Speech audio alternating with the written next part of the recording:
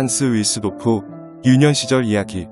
1960년 7월 6일 스위스 제네바에서는 슬픈 일이 일어났습니다.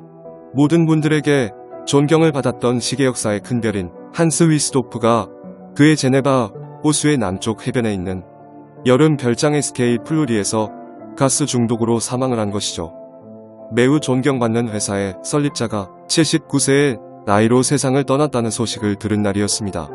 그는 그의 회사의 각 부서들을 걸어다니면서 악수를 하고 칭찬과 감사의 친절한 말을 하는 것을 볼 수 있었으며, 그의 충성스러운 팀원들과는 개인적인 만남이 정기적으로 있었다고 합니다.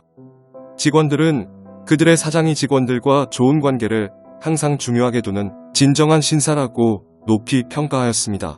이러한 연례 행사는 시계 제조업자들의 휴가 전날에 있었으며, 사업적으로 대성공을 한 롤렉스는 가장 바쁜 시기인 크리스마스 전에는 주말에도 근무를 해야 할 정도의 바쁜 시기였는데요. 이러한 직원들의 사기를 높여주기 위해 토요일마다 한스 위스돌프는 가끔 그의 직원 몇 명을 초대했다고 합니다. 포도 와인 한 잔을 나눠 마시며 직원들과 공감대를 형성하였으며, 이러한 사장의 진심을 알게 되었다고 합니다. 그리고 그의 생각과 많은 출장에서 경험했던 것들을 배울 수 있는 좋은 기회가 될 수도 있었죠.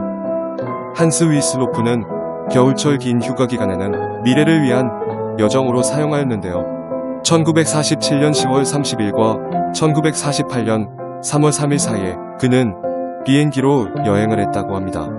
런던에서 뉴욕까지, 그리고 나서 몬트리올까지 선박, 철도 또는 자동차로 토론토, 시카고, 마이애미, 자메이카, 쿠바, 그리고 뉴욕, 글래스고, 런던을 경유했다고 합니다.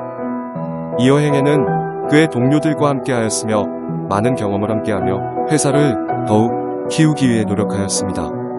한스는 시계와 전혀 상관없는 곳에서 태어났는데요. 독일의 프랭코니언 콜룸바흐의 작은 마을에서 1881년 3월 22일에 태어났습니다. 이 지역은 주로 맥주를 제조하는 마을로 유명한데요. 그의 어머니 안나는 유명한 맥주 회사 마젤 왕조의 한 사람이었습니다.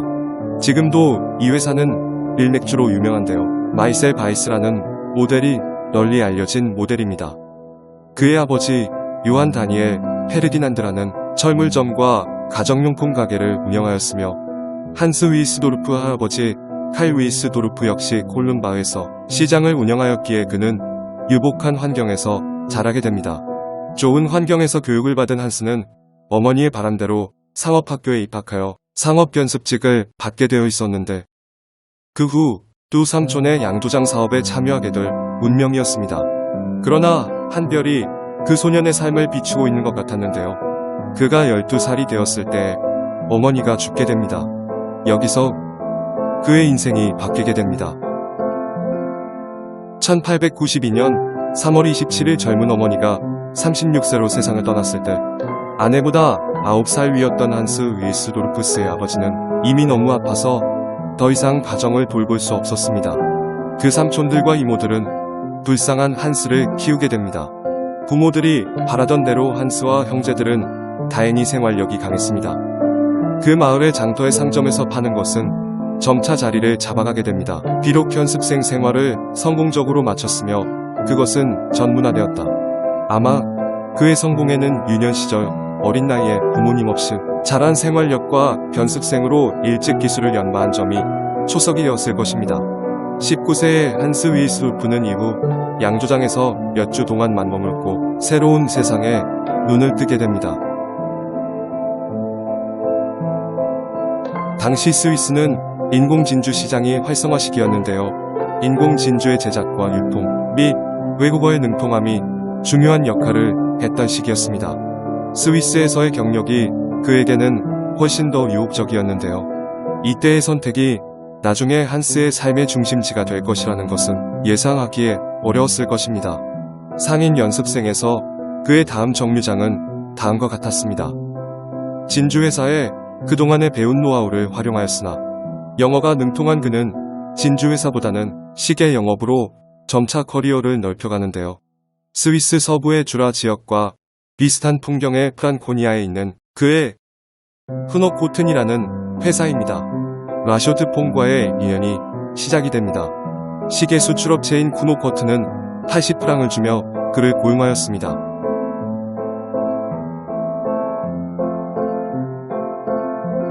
당시 제조된 대부분의 시계들은 낮은 급여를 받는 노동자들에 의해 탄생을 하였는데요. 학대를 받으며 시계를 제조하였으며 당시의 환경이 장인 정신을 갖고 일을 하면 보다 높은 성과가 나타난다는 것을 느끼게 해주었습니다. 형제들과 세 삼촌에게 시계 제조에 대해 배운 적이 있었던 그는 엄마한테 증명해 보이고 싶어서 했습니다. 그렇게 시계 회사에서 실력을 갈고 닦았지만 그의 커다란 꿈을 충족시키기에는 이 회사는 작았습니다. 당시에는 주로 포켓 시계가 유통이 되는 시기였으며 그는 대부분의 시간을 시계의 제조보다는 검수를 하는 일을 하였습니다.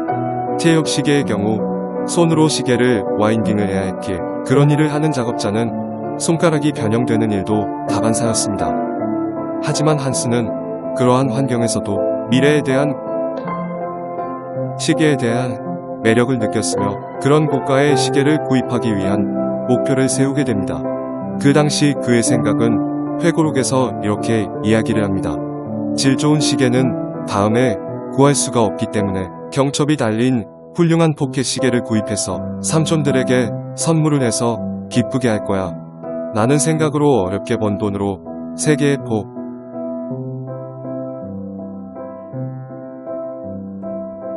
그렇게 3개의 구입된 시계는 하나는 본인에게, 나머지 2개는 삼촌들에게 선물을 하게 됩니다. 이 3개의 시계는 오른쪽 상단 모서리에 각인을 하였는데요. 그 2시계 중 한 점은 그 시계를 자랑스럽게 여긴 삼촌이 잘 보관해 주었으며 삼촌의 손자가 한스에게 다시 전달되게 됩니다. 한스가 시계를 선물했을 당시는 1차 세계대전이 나갈 무렵이라 정부에 투항하는 자금으로 쓰여 이런 그는 군대에 입대하게 되고 인생을 바꿀 파트너 알프레드 데이비스를 만나게 됩니다. 그의 시계 파트너와 함께 롤렉스의 탄생이 되는 것이죠. 빌도르프 앤 데이비스 시계에 대한 이야기로 만나보겠습니다.